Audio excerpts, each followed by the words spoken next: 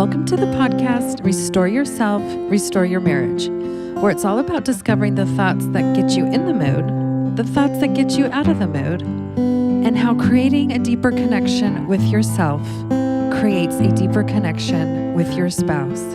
I'm your coach, Shelly Anderson, coaching you through life, love, and intimacy. This is episode number 148. Some chick flirted with my husband. Hello, everyone, and thank you for joining me for today's episode, where we are going to talk about a scenario that I was just in this past week. So we were at an event, and my husband and I were both there, and I was having a conversation with somebody and just mingling, and my husband was doing the same. And we were kind of close to each other and having different conversations. And I realized that he was talking to another woman. Now, this is not uncommon. It's not like he never talks to other women. He does. And most of the time, I'd say 98% of the time, it's all fine and good. But I think maybe because I was a little bit closer to this conversation and I could kind of hear some of the things that this woman was talking about, I was like, oh man, this seems like she might be crossing some lines, some boundaries. And I definitely thought in my mind that she was flirting with Nick. So I definitely had some negative feelings show up, because this is not a fun thought for me to think that another woman is maybe coming after my husband. And so the event continued on. We ended up talking to other people, and, just the event finished. So I still had some negative feelings by the end of the night because I had not had any time to do thought work. And, I didn't have even a minute, it seemed like, to just kind of think through things or challenge my thinking or ask myself any powerful questions. So after the event, I decided I would try to do some thought work. And the reason I wanted to do it is because I knew that very quickly we had another event coming up, and the chances of her being there were very high. And so I said, okay, well, this is, I'm familiar with her, and she runs in our circles sometimes. And so it's not out of the ordinary that she will end up at some of the things that we're at. And so I knew I wanted to do some thought work for myself, so that I could have thoughts that were more empowering for me, and that I could show up how I wanted to show up at these events. And so the question that I posed to myself was, who do I want to be at these events where she shows up? Or let's say, even if it's another woman that wants to flirt with my husband, who do I want to be in those situations? And this was such an interesting question for me because I hadn't really needed to ask it before. And my mind started bringing me lots of solutions. Okay, you could try to tell Nick what to do. You could try to, confront this girl and have a conversation with her and tell her what to do. And, and then I also played around with ideas of, I could do this, or I could behave this way, so I definitely had a lot of ideas starting to float around in my head kind of at the beginning, but none of them were totally sitting well with me. So the one thing that did come to my mind was Ted Lasso. I sure love this show. And I know I've referenced it before, and it's probably the same episode that I talked about before. But it's the final episode in season 2 of Ted Lasso.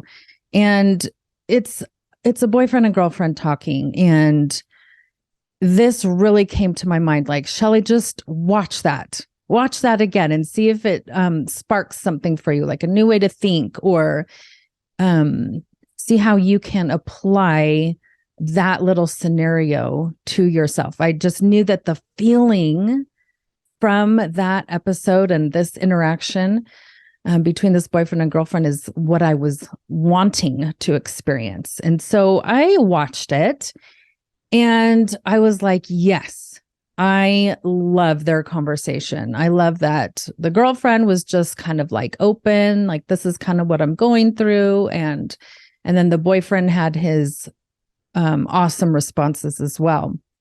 And so one thing that the boyfriend said was the real you is amazing. And I was just like, yes, this is awesome. I love this thought. The real you is amazing. And so I decided, like, at the next event or events in the future, I want to remember that the real me is amazing.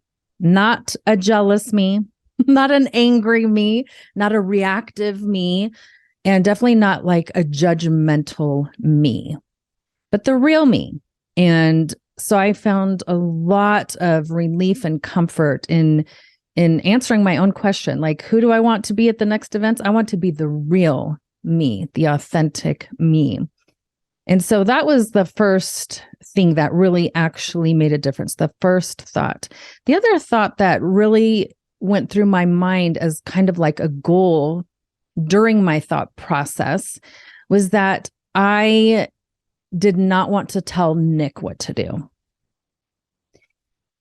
Now, this was a little bit counterintuitive, right? Because the natural man in us, the natural woman, the natural human in us, we want to tell other people what to do so that we will feel better, right? I could have easily just been like, Nick, don't ever talk to this woman again so that I could feel better. This is a controlling tactic, right? This is living in the land of emotional childhood when we feel like we have to control other people's actions so that we feel better. And I knew I didn't want to do that.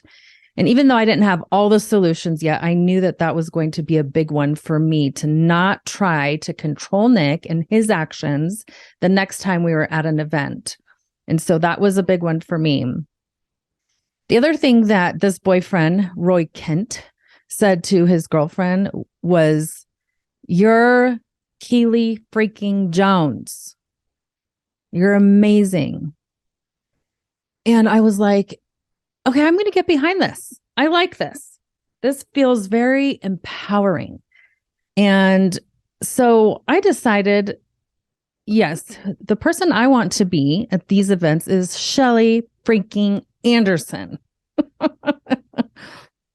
And that means I'm going to show up to events with all my skills at the forefront of my mind. I'm going to have done my thought work ahead of time. I'm going to have thoughts, empowering thoughts going into these events. That means I'm going to feel good. I'm going to feel confident. This is emotional adulthood. These are skills. And I didn't want to act like a second grader or a junior high girl. I wanted to act like a mature adult that has skills. And so, yes, once I started having these kinds of thoughts, I started to feel so much better, probably like 80% better. And that's significant. It's a really good amount to be feeling better by 80%. So I knew that I was on the right track with doing some thought work and changing out negative thoughts for positive thoughts. And I knew that it wasn't 100% yet, and I was okay with that. I didn't know if I'd ever get to the thought that made me feel 100%, but I was still in the process of working on it. And so that was okay. And so I said, I still have several days to kind of work through this, and maybe new thoughts will come, and I'm just going to keep at it, and I'm going to keep at the process. So I just wanted to pause here for a minute and shed some light that doing thought work, it doesn't mean because you sit down and do thought work that it's all going to work right away. For me, this was definitely a couple attempts, right? It's like it came in stages. And so the first time I did it, there was some relief. That means, yes, I'm on the right track and the thought work is working.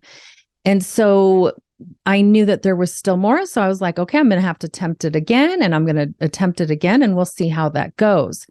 So I just want to point out that it's okay if you don't feel 100% when you do some thought work, but you do feel a little bit better. That's okay. That means it's working. And so that can be very encouraging to us to continue in the process of thought work, knowing that even more relief can come. But if it doesn't, at least there is some right then. And that usually is enough so that we don't take actions that are reactive and that we regret later on. And sometimes it does take a few attempts at thought work to really feel more back to ourselves and to actually feel better. So don't be discouraged if you find yourself in this situation. I hope that you could feel encouraged and empowered, like, hey, this is working. I might need to do it a few more times, but I'm on the right track. Now, over the next few days, Nick could definitely sense that I was going through something. I wasn't giving him the cold shoulder. I wasn't being mean because, in all honesty, when I thought about it, he wasn't the one flirting back and by any means. So I did not have any anger towards him. It was pretty distinct who was flirting. And so I had zero anger towards Nick. And so one day he just said to me, like, well, hey, what's up? You seem a little meh. And I said, you know what? I'm feeling a little meh, right? Like it wasn't like this big dramatic thing at this point because I had already started doing some thought work. I just wasn't 100%. So I started explaining to him what had been on my mind, what was bothering me, and that I was going through the process. And so I started telling him about the thought work that I was doing and some of the thoughts that were helping me. And so I was telling him about the Ted Lasso episode and how much I liked it and some of those thoughts and phrases that were helping me. But then I also told him the other thought that was really important to me was the one where I wasn't going to tell him what to do.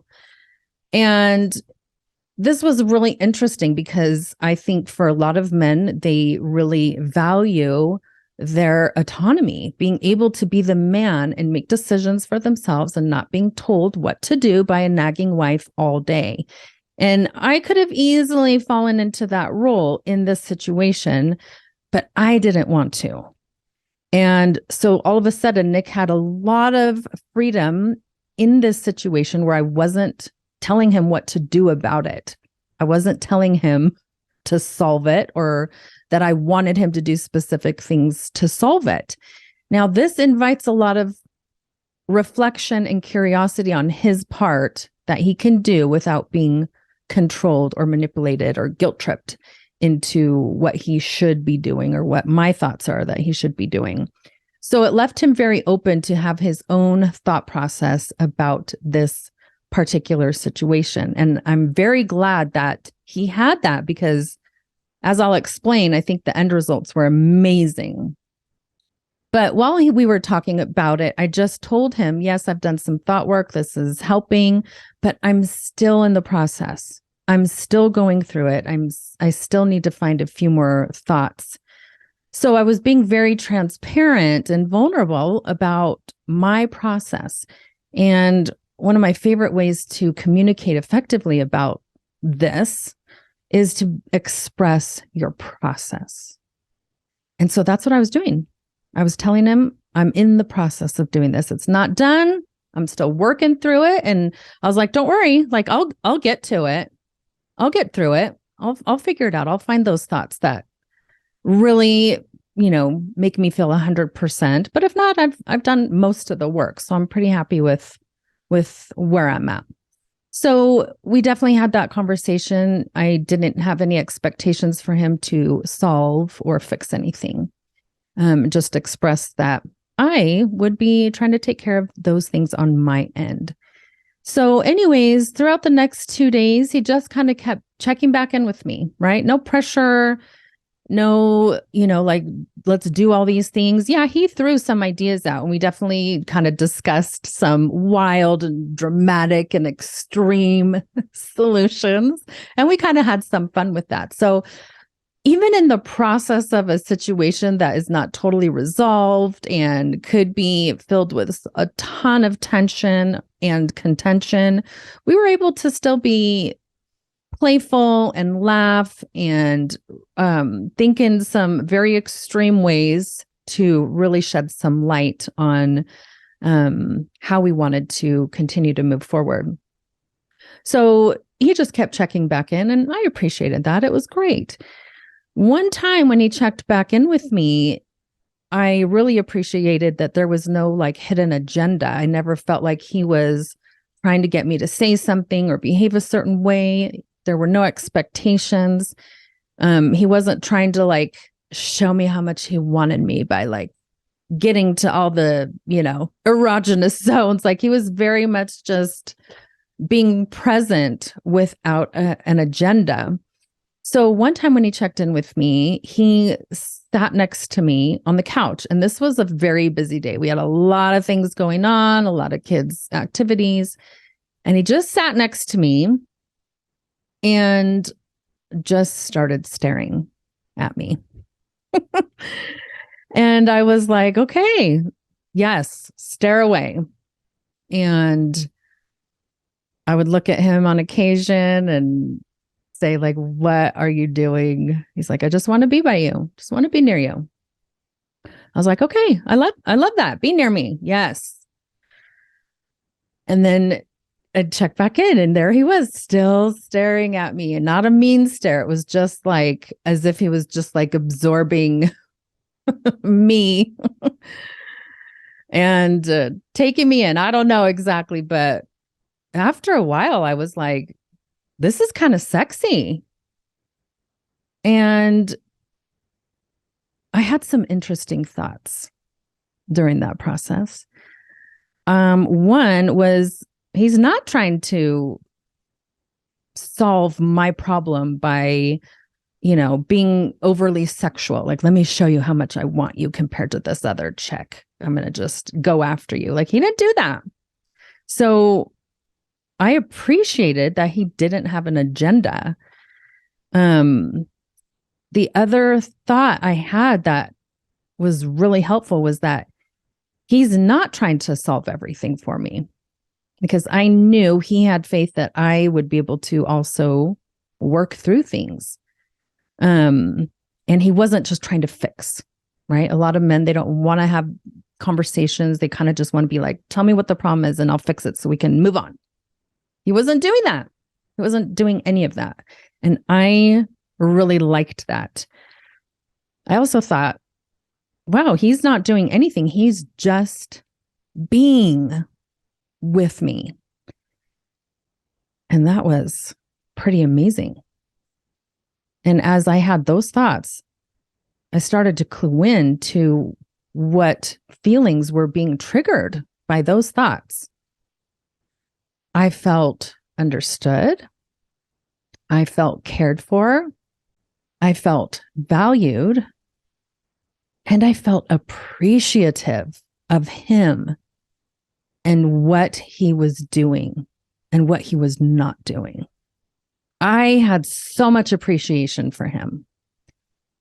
Now, with these positive emotions starting to swell up in me and vibrating throughout my body for that 20 minutes, all of a sudden I was like, oh my gosh, this man is sexy. He is hot. He is emotionally available and in tune with me.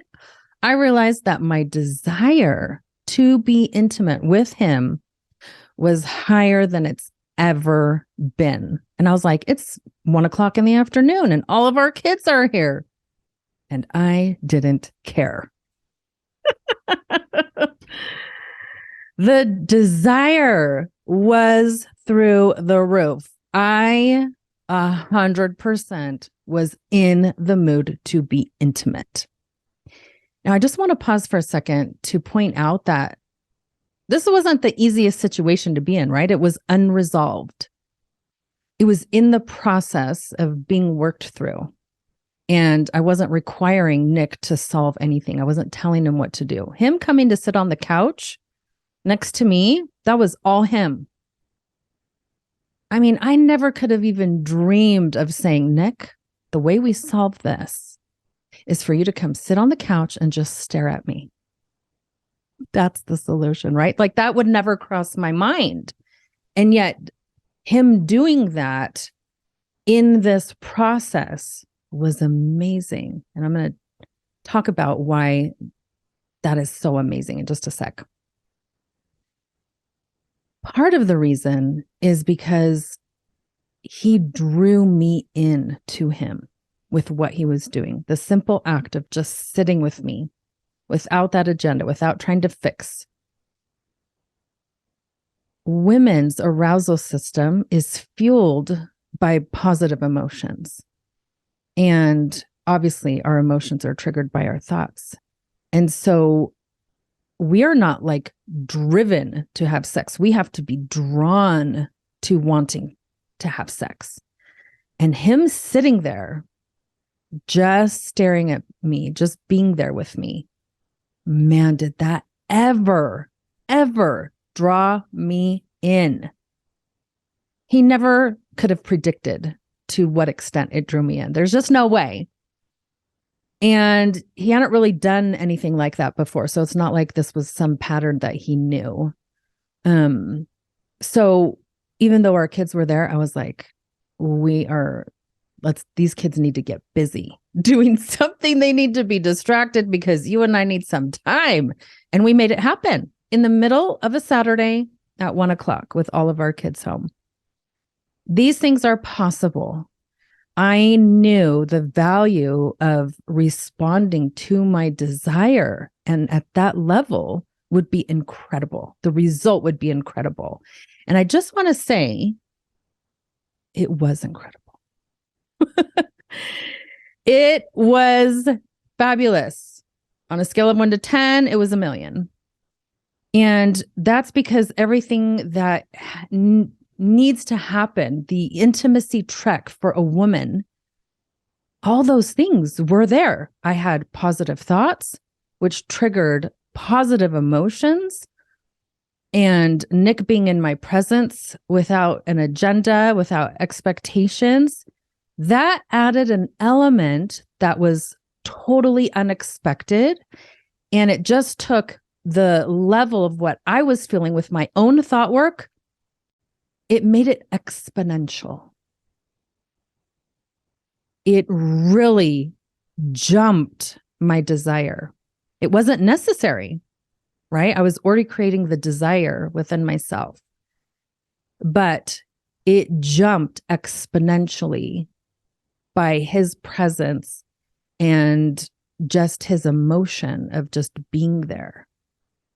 So if you're a wife who's listening to this, send this episode to your husband.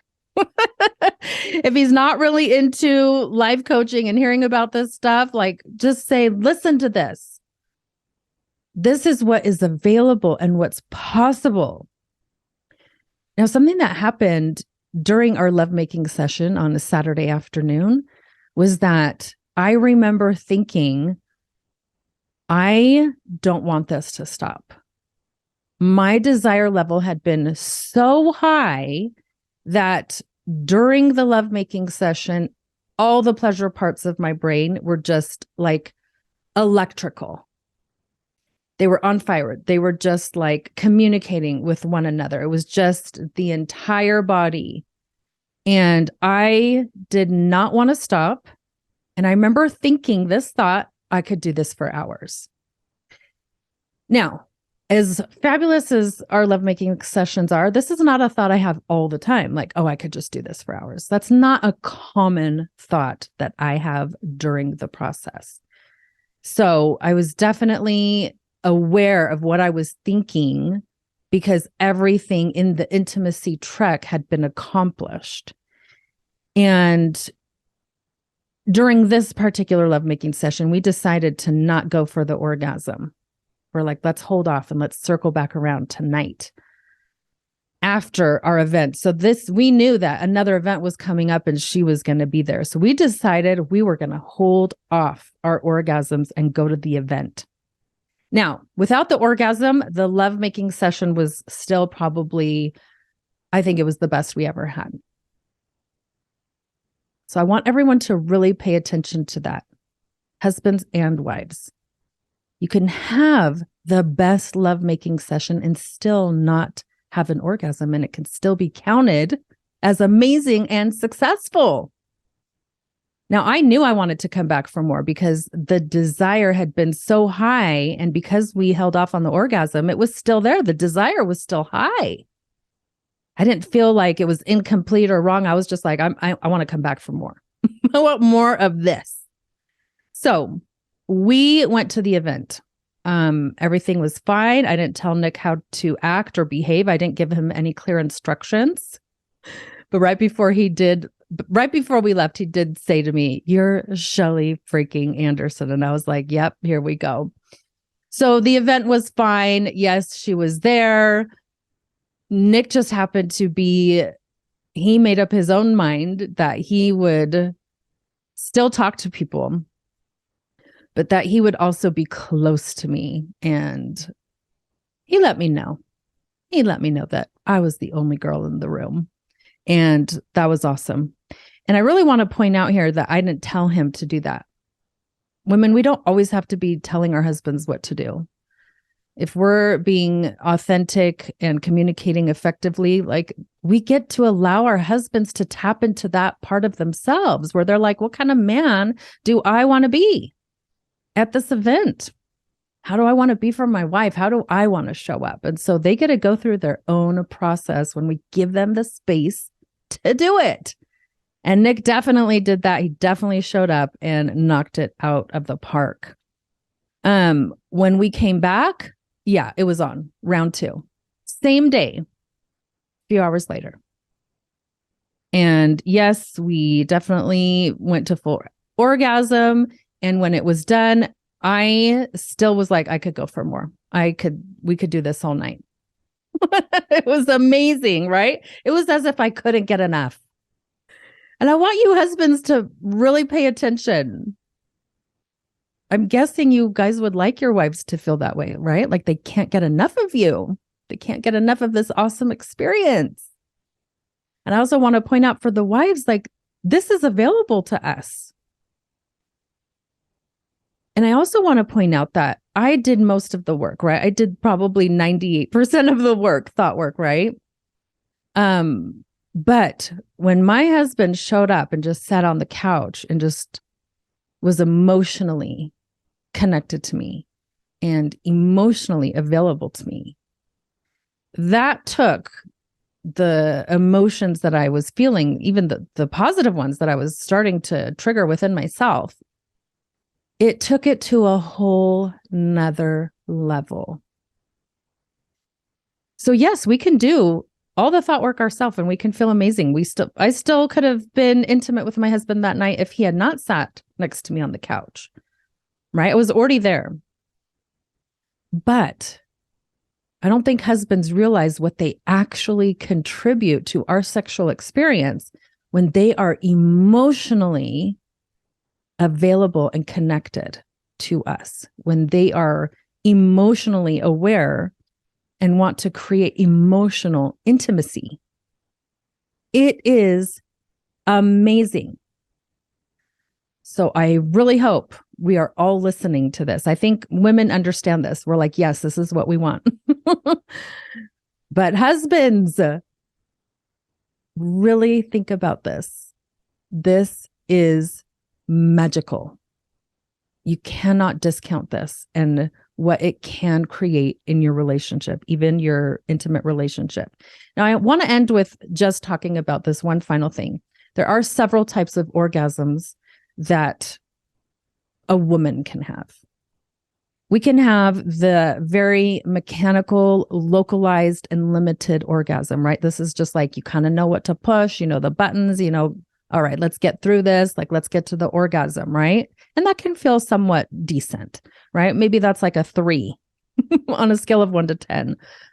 But then when we actually get onto the intimacy track and we have the right thoughts and we have the right emotions that vibrate through our body and get us into desire, that we actually want to be intimate, and then we go into arousal, and then we have it. The orgasm is a full body orgasm. It's expansive, right? We feel it in every part of our body. All the networks are firing inside our human body. And that's probably like an 8 or a 9 on the scale. And this comes when we do a lot of the work ourselves, a lot of thought work. But there is something that happens when the husband also contributes something emotionally. And this leads to the exponential orgasm, where it just takes everything that is already good in the expansive orgasm, and then it just takes it to exponential heights. Now, that's the husband's contribution, right? That's the magic sauce, that a woman can't do that part. She can do all the expansive, and we can have fabulous orgasms without much contribution from our spouse. But when a husband contributes emotionally, that's when we get to this exponential orgasm. And so I just want to point that out. And for any husbands who are listening, pay attention and connect emotionally with your wife. Now, this next week, I hope that you will keep these things in mind and know that thought work is so valuable and so key for the intimate experiences that we have. And hopefully, as we start to gain these skills in thought work and learning how to manage our emotions, that we can be a wonderful model and example for what our spouse can do as well. And then also just give them some space so that we can allow them to work through things on their own too, because we may be surprised with some of the stuff they come up with and how they want to relate to us. So do the thought work, think about how your desire is this next week, and see how your thoughts can contribute to feeling empowered and appreciative and feeling like the amazing person that you are. Because remember, the more that you restore this type of intimacy with yourself, the more you restore it with your spouse. Thank you so much for listening today, and I hope you will join me again next week.